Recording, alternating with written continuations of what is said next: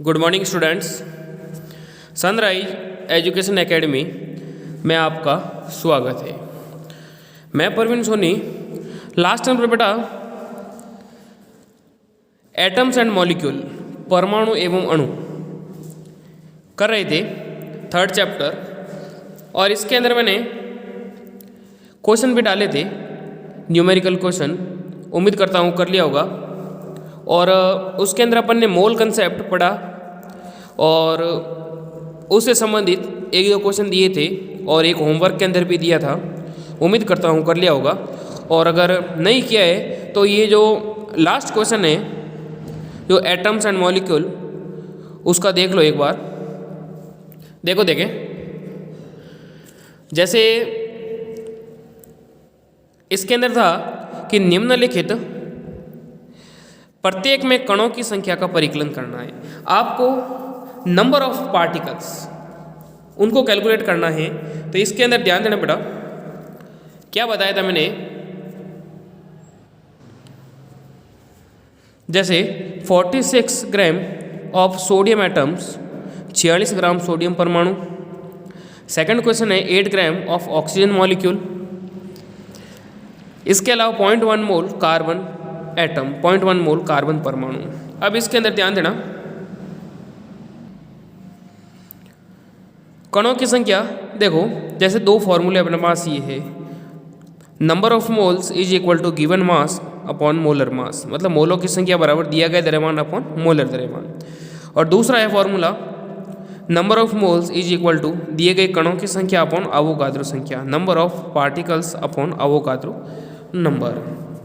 अब इसके अंदर देखो देखें, ये जो है इनको यूज में लेते हुए कणों की संख्या अपन को दे रखी है, मतलब कणों की संख्या का परिकलन करना है, नंबर ऑफ पार्टिकल्स। इसके अंदर 46 ग्राम दे रखा है सोडियम और 8 ग्राम दे रखा है ऑक्सीजन मॉलिक्यूल, और थर्ड क्वेश्चन में 0.1 मोल कार्बन एटम्स। अब इसके अंदर अपन इसी को मतलब मॉडिफाई करेंगे फॉर्मूले को। तो देखो देखें, ध्यान देना बेटा, number of particles is equal to क्या हो जाएगा, मोलों की संख्या इंटू अवोगाद्रो संख्या। क्या क्या अपन ने ध्यान देना, कणों की संख्या देखो बेटा, कणों की संख्या ज्ञात करनी है तो इसको ये से मल्टीप्लाई हो जाएगा, मोलों की संख्या इंटू अवोगाद्रो संख्या। देखो देखें, मोलों की संख्या इंटू अवोगाद्रो संख्या। देखो देखें, देखो हाँ ये हो गया। अब नंबर ऑफ मोल्स दे रखे हैं, उनको अवोगाद्रो नंबर से मल्टीप्लाई करके अपन कर लेंगे। अब अगर इसके स्थान पर अगर अपन को द्रव्यमान दे रखा है तो मोलों की संख्या के स्थान पर आ जाएगा दिया गया द्रव्यमान अपन मोलर द्रव्यमान इंटू अवोगाद्रो संख्या। मोलों की संख्या के स्थान पर दिया गया द्रव्यमान अपन मोलर द्रव्यमान हो जाएगा। ओके, देखो देखिए, जैसे फर्स्ट क्वेश्चन के अंदर 46 ग्राम दे रखा है अपन को सोडियम, तो सोडियम का द्रव्यमान 46 ग्राम दे रखा है और मोलर द्रव्यमान 23 होता है, और अवोगाद्रो नंबर 6.022 इंटू 10⁻23। तो इस तरीके से इसको जब मल्टीप्लाई काटेंगे तो ये 12.044 इंटू 10⁻23 इसका आंसर हो जाएगा, कणों की संख्या। सेकंड क्वेश्चन के अंदर ऑक्सीजन परमाणु दे रखा है 8 ग्राम, और उसका जो अगर एक ऑक्सीजन की बात करें तो जो मोलर द्रव्यमान होता है 16, ठीक है। और चूंकि ऑक्सीजन अणु दे रखा है O2 का पूछा है तो 32 हो जाएगा, तो 8/32 मल्टीप्लाई 6.022 इंटू 10⁻23। तो इसको अपन डिवाइड करेंगे तो 1.505 10⁻23 आ जाएगा इसका आंसर। ओके, इसके बाद में थर्ड क्वेश्चन में number of particles is equal to number of moles into Avogadro number. Number of moles दे रखा है 0.1। देखो देखिए, ये क्वेश्चन था 0.1 मोल कार्बन एटम। ओके, तो 0.1 मोल दे रखा है और फिर क्या हो जाएगा, मल्टीप्लाई अवोगाद्रो नंबर। तो इसको जब इससे डिवाइड करेंगे तो 6 को 1 से डिवाइड करेंगे इतना ही आएगा, पॉइंट लगा हुआ है तो एक पॉइंट कम हो जाएगा, 10⁻23। ओके बेटा, तो इस तरीके से ये जो है थर्ड चैप्टर था पढ़ना। कोई भी समस्या है, डाउट है तो आप बता सकते हैं, व्हाट्सएप नंबर पर भी आप मैसेज करके पूछ सकते हैं। और अगर स्कूल आए तो भी बता देंगे। Okay okay.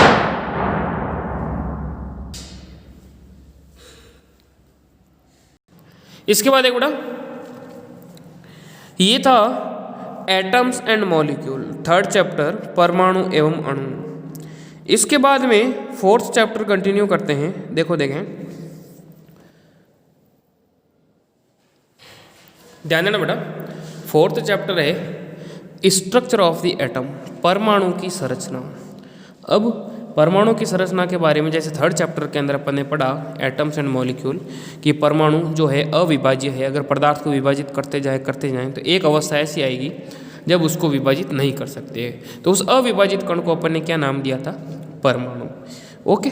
अब परमाणु, अब तक तो वैज्ञानिक मानते थे 18वीं सदी तक कि परमाणु वास्तव में अविभाज्य है और उसको विभाजित करना संभव नहीं है। लेकिन 19वीं शताब्दी के अंत में वैज्ञानिकों के समक्ष सबसे बड़ी चुनौती थी परमाणु की संरचना और उनके गुणों के बारे में पता लगाना। परमाणु की संरचना को अनेक प्रयोगों के आधार पर समझाया गया। परमाणु के अविभाज्य न होने के संकेतों में से एक संकेत स्थिर विद्युत तथा विभिन्न पदार्थों द्वारा विद्युत चालन की परिस्थितियों के अध्ययन से मिला। कहने का मतलब परमाणु 18वीं शताब्दी तक तो अविभाज्य माना गया, लेकिन उसके बाद में वैज्ञानिकों ने परमाणु को इलेक्ट्रिसिटी के आधार पर विभाजित किया और उनके अंदर विभिन्न प्रकार के आवेशित कण देखे। उसके अंदर था सबसे जो है इलेक्ट्रॉन, जिसके ऊपर नेगेटिव चार्ज होता है। इसके बारे में पता लगाया जे टॉमसन ने। इसके बाद में वैज्ञानिक आए जिनका नाम था ई गोल्डस्टीन। ई गोल्डस्टीन ने 1866 में एक नए विकिरण की खोज की जिसे उन्होंने कैनाल रे नाम दिया। क्या नाम दिया? कैनाल रे। और ये किरणें धनावेशित थी। कैसी थी? इसके ऊपर तो नेगेटिव चार्ज, और ये जो किरणें पता लगाया परमाणु के अंदर, ये कैसी थी? धनावेशित, जिनके द्वारा अंततः दूसरे अपरमाणु कणों की खोज हुई। इन कणों का आवेश इलेक्ट्रॉन के आवेश के बराबर किंतु विपरीत था। आवेश जो था इलेक्ट्रॉन के बराबर किंतु विपरीत था। इनका द्रव्यमान इलेक्ट्रॉन की अपेक्षा लगभग 2000 गुना अधिक होता है और उनको प्रोटॉन नाम दिया। क्या नाम दिया बेटा? प्रोटॉन। कैनाल रे की खोज की थी, उनको आगे चल करके प्रोटॉन नाम दिया और प्रोटॉन को P+ से रिप्रेजेंट किया जाता है। ओके बेटा, ये इसको देखो इंग्लिश के अंदर। ई Goldstein in 1866 discovered the presence of new radiations in a gas discharge and called them canal रे। समझ रहे हो? नए जो है विकिरण की खोज की और उनको उन्होंने क्या नाम दिया? कैनाल रे। दीज रे वर पॉजिटिवली चार्ज रेडिएशन, और ये कैसी होती है? Positively, which ultimately lead to the discovery of another sub atomic particle, और उससे ही मतलब अनेक दूसरे अपरमाणु कणों की खोज हुई। This sub atomic particles had a charge equal to magnitude but opposite in sign to that of the electron. मतलब साइन जो होता है इलेक्ट्रॉन की तुलना, इलेक्ट्रॉन नेगेटिव है तो उसके ऊपर पॉजिटिव चार्ज होता है। It's mass was approximately 2000 times as that of the electron. Electron से 2000 गुना जो है वो अधिक होता है। ये था मतलब जो आवेशित कण थे, जो चार्ज पार्टिकल थे, किसके अंदर? मैटर के अंदर, पता लगाया। इसके बाद में स्ट्रक्चर ऑफ एटम, परमाणु की संरचना। परमाणु की संरचना से संबंधित अलग अलग वैज्ञानिकों ने समय समय पर अलग अलग मॉडल दिए, उसको अपन डिस्कस करेंगे। सबसे पहला था थॉमसन मॉडल। थॉमसन ने क्या बताया कि इन्होंने बताया कि जो परमाणु है वो कहने का मतलब क्रिसमस केक की तरह होता है या तरबूज की तरह होता है, जिसके अंदर जो आउटर कवरिंग है, आउटर कवरिंग उन्होंने मान लिया धनावेशित गोला, और उसके अंदर जो बीज जो धंसे हुए होते हैं, क्रिसमस केक के अंदर जो मेवे होते हैं, उनको बताया इन्होंने इलेक्ट्रॉन। देखिए इनके अनुसार परमाणु एक धन आवेशित गोला था जिसमें इलेक्ट्रॉन क्रिसमस केक में लगे सूखे मेवों की तरह थे। क्या मतलब हो गया? इलेक्ट्रॉन जो थे वो मेवों की तरह थे और परमाणु जो था वो एक धन आवेशित गोला था। थॉमसन मॉडल्स और तरबूज का उदाहरण भी ले सकते हैं, जिसमें तरबूज जो है आउटर कवरिंग धनावेशित गोला हो गया, इसके अंदर बीज जो है वो इलेक्ट्रॉन हो गए। Thomson model of an atom. Thomson proposed the model of an atom to be similar to that of a Christmas pudding, मतलब उन्होंने बताया कि ये जो मॉडल है क्रिसमस केक की तरह होता है. The electrons in a sphere of positive charge were like currents, dry fruits in a spherical Christmas pudding we can also think of a watermelon. कहने का मतलब आउटर कवरिंग जो है उसको तो बताया इन्होंने धनावेशित positive particles, sphere, positive charge, और इसके अंदर जो मेवे वगैरह है, ड्राई फ्रूट्स है, उनको इन्होंने कहा मतलब इलेक्ट्रॉन. ठीक है, इसके लिए उन्होंने कहा वाटरमेलन या तरबूज का उदाहरण भी ले सकते हैं, जिसके अंदर आउटर कवरिंग सपोज करो धनावेशित गोला है, जिसके अंदर जो बीज है वो क्या होते हैं, इलेक्ट्रॉन. तो इस तरीके से सबसे पहला मॉडल जो देने का श्रेय जाता है वो टॉमसन थे. इन्होंने मतलब जो है तरबूज का उदाहरण तरबूज से बताया और क्रिसमस केक से बताया कि वही जो है मॉडल इस तरीके से हो सकता है. इससे क्या निष्कर्ष निकले, देखो देखें.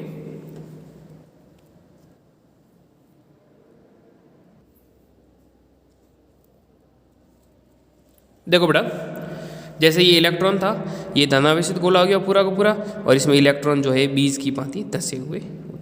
टॉमसन ने प्रस्तावित किया कि टॉमसन प्रपोज्ड दैट कि परमाणु एक धनावेशित गोले का बना होता है और उसमें इलेक्ट्रॉन धसे होते हैं. परमाणु धनावेशित गोला, उसमें इलेक्ट्रॉन धसे होते हैं.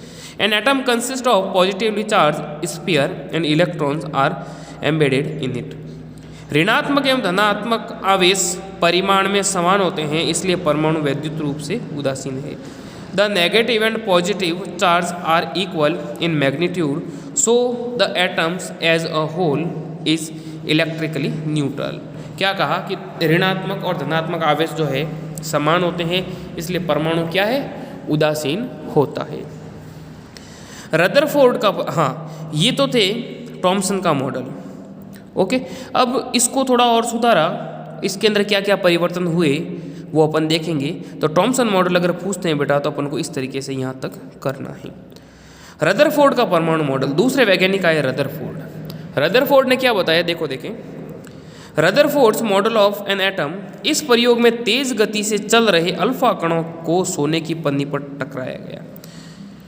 क्या मतलब हुआ, अल्फा कण जो तेज गति से, उनकी मतलब जो एक पन्नी ली, सोने की पन्नी पर मतलब बौछार करवाई, और फिर उन्होंने क्या बताया, in this experiment fast moving alpha particles were made to fall on a thin gold foil. इन्होंने सोने की पन्नी इसलिए चुनी क्योंकि वे बहुत पतली परत चाहते थे. सोने की यह पन्नी 1000 परमाणु के बराबर मोटी थी. मतलब पन्नी के ऊपर इन्होंने कणों की बौछार करवाई और फिर इनको क्या रिजल्ट्स मिले, देखो देखें. He selected a gold foil because he wanted as thin a layer as possible. This gold foil was about 1000 atoms thick, मतलब 1000 परमाणु के बराबर मोटी थी.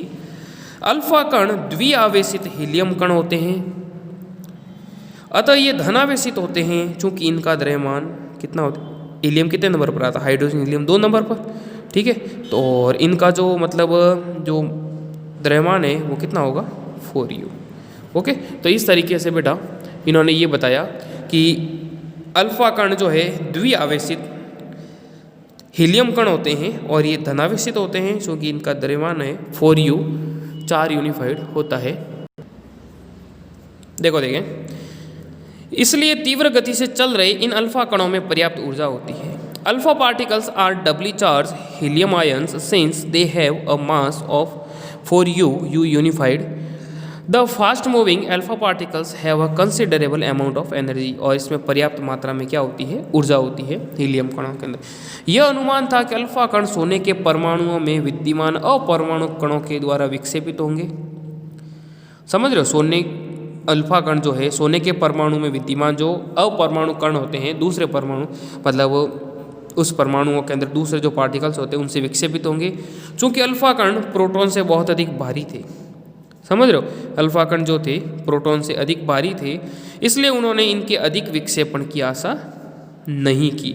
It was expected that alpha particles would be deflected by the subatomic particles in the gold atoms. Since the alpha particles were much heavier than the protons, he did not expect to see large deflections. कहने का मतलब जैसे ये suppose करो सोने के परमाणु या ये पन्नी, इसके ऊपर उन्होंने जो ही अल्फा कणों की बौछार की तो इन्होंने देखा कि इसमें से अल्फा कण जो है परमाणु में जो विद्यमान दूसरे जो पार्टिकल्स हैं उनके द्वारा विक्षेपित होंगे।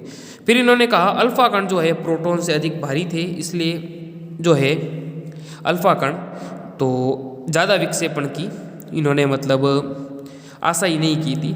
अब इनको क्या रिजल्ट्स मिले इसके, है ना। ये प्रैक्टिकल जैसे बेटा ये सोने की पन्नी थी और ये जो है अल्फा कणों की बौछार की, अधिकांश कण कहने का मतलब इससे सीधे निकल गए, कुछ एक जो है विक्षेपित हुए, तो उससे इनको ने क्या रिजल्ट्स निकले देखो देखें। लेकिन अल्फा कण प्रकीर्णन प्रयोग ने आशा के बिल्कुल विपरीत परिणाम दिया, इससे निम्नलिखित रिजल्ट्स मिले, है ना।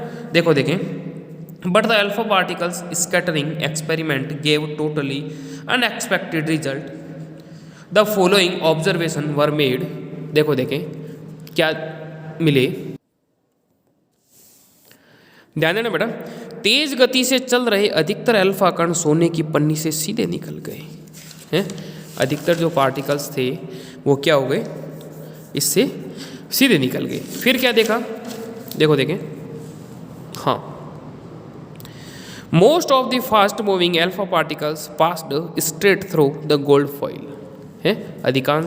सेकंड, कुछ अल्फा कण पन्नी के द्वारा बहुत छोटे कोण से विक्षेपित हो गए। Some of the alpha particles are were deflected by the foil by small angle.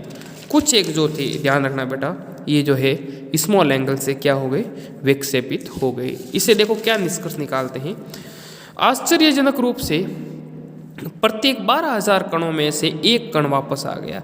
एक कण जो था उसी दिशा में मतलब वापस आ गया, बाकी सीधे निकल गए, कुछ एक जो है छोटे एंगल के ऊपर विक्षेपित हो गए। Surprisingly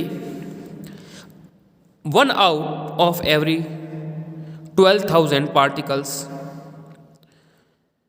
appeared to rebound. एक जो था कण वापस आ गया। इस तर्क के अनुसार अल्फा कण प्रकीर्णन प्रयोग के आधार पर रदरफोर्ड ने निम्न परिणाम निकाले।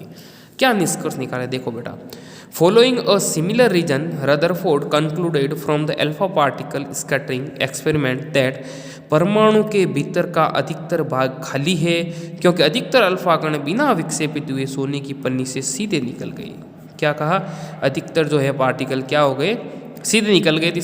इससे उन्होंने क्या निष्कर्ष निकाला कि ये जो भाग होता है वो क्या है, खाली है। Most of the space inside the atoms is empty because most of the alpha particles passed through the gold foil without getting deflected. Second, बहुत कम कण अपने मार्ग से विक्षेपित हुए, जिससे ज्ञात होता है कि परमाणु में धनावेशित भाग कम है। समझ रहे बेटा, अधिकांश तो सीधे निकल गए, बहुत कम जो विक्षेपित हुए उससे उन्होंने क्या निष्कर्ष निकाला कि परमाणु में धनावेशित भाग जो है वो क्या होता है, कम होता है। इस वजह से कुछ एक जो है वो इससे क्या हो गए, वापस आ गए, विक्षेपित हो गई बहुत कम मतलब एंगल से। Very few particle were deflected from there path indicating that the positive charge of the atom occupy very little space. Third, बहुत कम अल्फा कण 180 पर विक्षेपित हुए, जिससे यह संकेत मिलता है कि सोने के परमाणु का पूर्ण धनावेशित भाग और द्रव्यमान परमाणु के भीतर कम आयतन में सीमित है। कहने का मतलब उसके केंद्रक में जो वापस आया है, a very small fraction of alpha particles were deflected by 180 degree, indicating that all the positive charge and mass of the gold atom were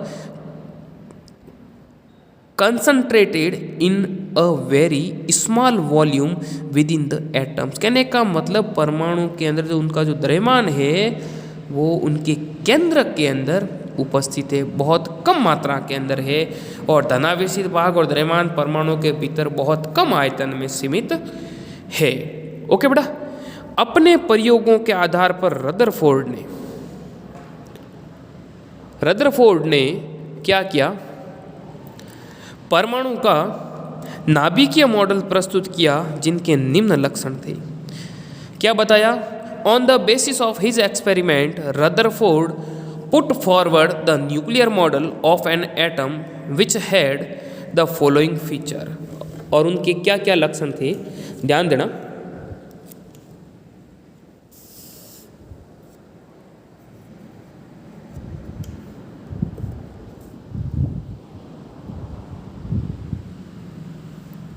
first point, परमाणु का केंद्र धनावेशित होता है जिसे नाभिक कहा जाता है।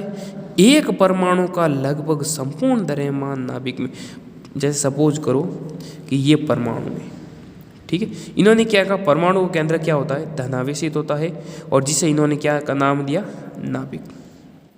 समझ रहे हो, इनको इन्होंने क्या कहा, नाभिक। और एक परमाणु का लगभग संपूर्ण द्रव्यमान कहाँ होता है, इनके केंद्र में। इसलिए तो जो एक पार्टिकल वो वापस आया, बाकी सब खोखला भागे वो सीधे निकल गए।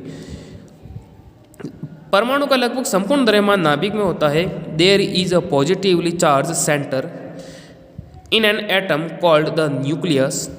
Nearly all the mass of an atom resides in the nucleus. Electron नाभिक के चारों ओर निश्चित कक्षा में चक्कर लगाते हैं। The electrons revolve around the nucleus in circular path. जैसे ये नाभिक हो गया, और इलेक्ट्रॉन जो है इनके चारों ओर क्या करते हैं, चक्कर लगाते हैं। ये रदरफोर्ड ने बताया।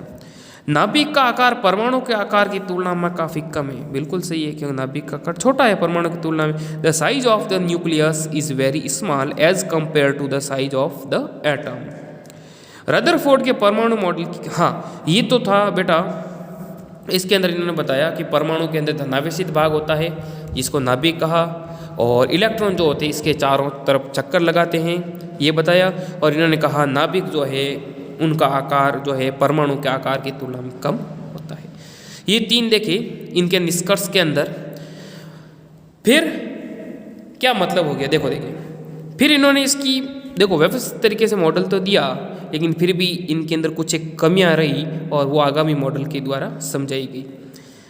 देखो रदरफोर्ड के परमाणु मॉडल की कमियां, गोलाकार कक्ष में चक्रण करते हुए इलेक्ट्रॉन का स्थायी हो पाना संभव नहीं। अब देखो बेटा, इलेक्ट्रॉन अगर लगातार जो है कक्षा के अंदर चक्कर लगा रहा है, तो इन्होंने कहा कि चक्रण करते हुए इलेक्ट्रॉन का स्थायी हो पाना संभावित नहीं थी। ये नहीं बताया कि इन्होंने कि भाई ये जो कक्ष में चक्कर लगा रहा है ये जो है मतलब स्थायी हो पाना, कहने का मतलब संभावित नहीं है।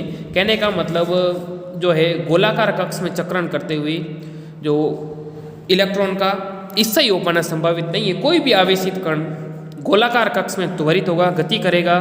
त्वरण के दौरान आवेशित कणों से ऊर्जा का विकिरण होगा। इस प्रकार स्थायी कक्ष में घूमता हुआ इलेक्ट्रॉन अपनी ऊर्जा विकिरित करेगा, नाभिक से टकरा जाएगा। अगर ऐसा होता है तो परमाणु अस्थिर है, जबकि हम जानते हैं परमाणु स्थायी। कहने का मतलब घूमता घूमता इलेक्ट्रॉन कक्ष में चक्कर लगाता रहेगा। अगर घूमता घूमता अपनी ऊर्जा को विकिरित करेगा, छोड़ेगा, तो धीरे धीरे ये क्या होगा, नाभिक से टकरा जाएगा और परमाणु अस्थिर हो जाएगा।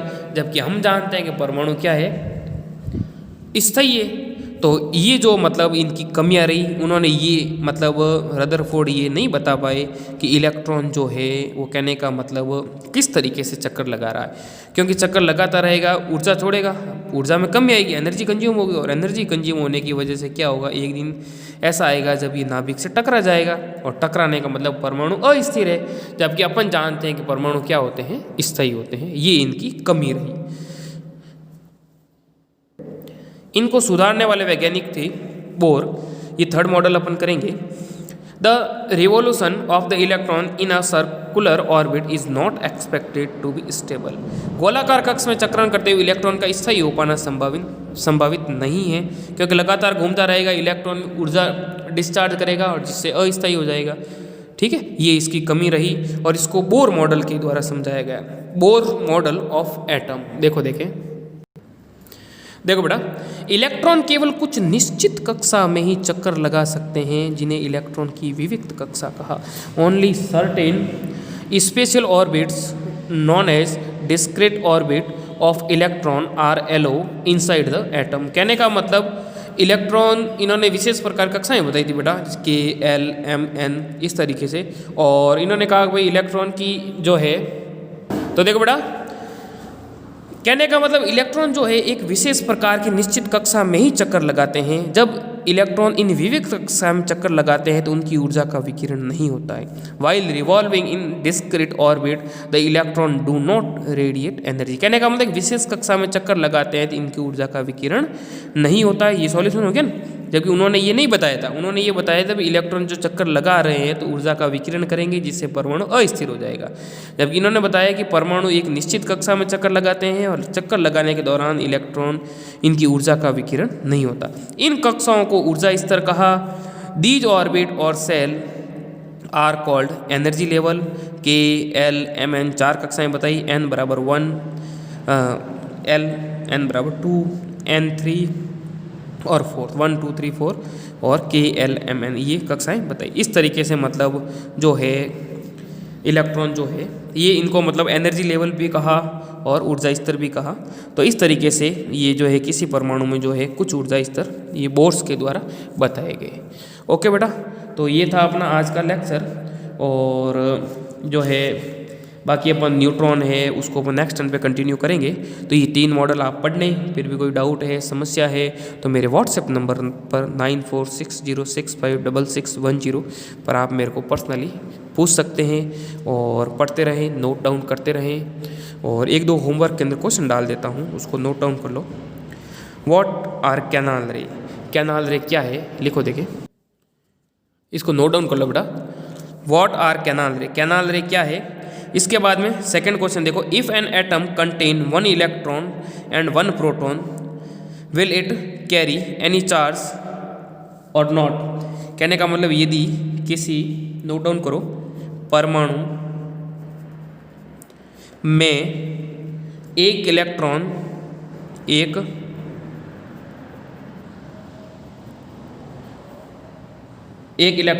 और एक प्रोटॉन है तो इसमें कोई आवेश होगा या नहीं, आवेश होगा या नहीं। ओके बेटा, ये 2 क्वेश्चन है, इसको कर लेना आप। और बाकी अपन जो है नेक्स्ट टर्न पे इसको कंटिन्यू करेंगे आगे वाला पार्ट। और पढ़ते रहें, नोट डाउन करते रहें, रिवीजन भी करते रहें और साथ में जो होमवर्क डाल रहा हूँ उसको भी आपको करना है। और क्वेश्चन आंसर की बात है तो क्वेश्चन आंसर भी करते रहो बेटा, नॉलेज पॉइंट ऑफ व्यू से ज़रूरी है। एग्जाम के अंदर इस प्रकार के सवाल मिलेंगे आपको। ओके, और जो अब तक जो चैप्टर हुए हैं, जैसे सेल वाला करवा दिया 5th चैप्टर, और 1st, 2nd और 3rd मैंने करवा दिए। ओके, और 4th चैप्टर अपना जो है आज मैंने स्टार्ट किया है, इसको नेक्स्ट टर्न पे कंटिन्यू करेंगे। कोई भी डाउट है, समस्या है तो बताते रहें, व्हाट्सएप नंबर पर दे रखे हैं। इसकी PDF भी आपको मिल जाएगी। और शांत दिमाग से पढ़ें। और जो है सिलेबस भी मैंने आपको बता दिया है, कौन सा कम हुआ है कौन सा नहीं हुआ है। ओके, और जैसे ये 3 मॉडल आज अपन ने किए, एक तो थॉमसन का, दूसरा अपन ने किया ये रदरफोर्ड वाला, और तीसरा अपन ने किया बोर मॉडल। और साथ ही साथ जो इलेक्ट्रॉन प्रोटॉन के बारे में पढ़ लिया। इलेक्ट्रॉन जो नेगेटिवली चार्ज पार्टिकल होते हैं और प्रोटॉन जो है पॉजिटिवली चार्ज पार्टिकल, ये अपन ने कर लिया। न्यूट्रॉन के बारे में नेक्स्ट टर्न पे डिस्कस करेंगे, जो मतलब उदासीन होते हैं। और इसके बारे में बताने का श्रेय जो वैज्ञानिक थे चैडविक, उन्होंने किया था। और ये क्वेश्चन आंसर जो डाले हैं वो भी पूरे कर लें। ओके, और जो भी डाउट है तो वो बता देना बेटा। कोई भी समस्या है तो आप पर्सनली मैसेज करके पूछ सकते हैं, स्कूल आकर के भी पूछ सकते हैं। नेक्स्ट टर्न पर अपन जो है आगे वाला टॉपिक है न्यूट्रॉन, ये अपन करेंगे। ओके, न्यूट्रॉन क्वेश्चन आंसर करते रहना।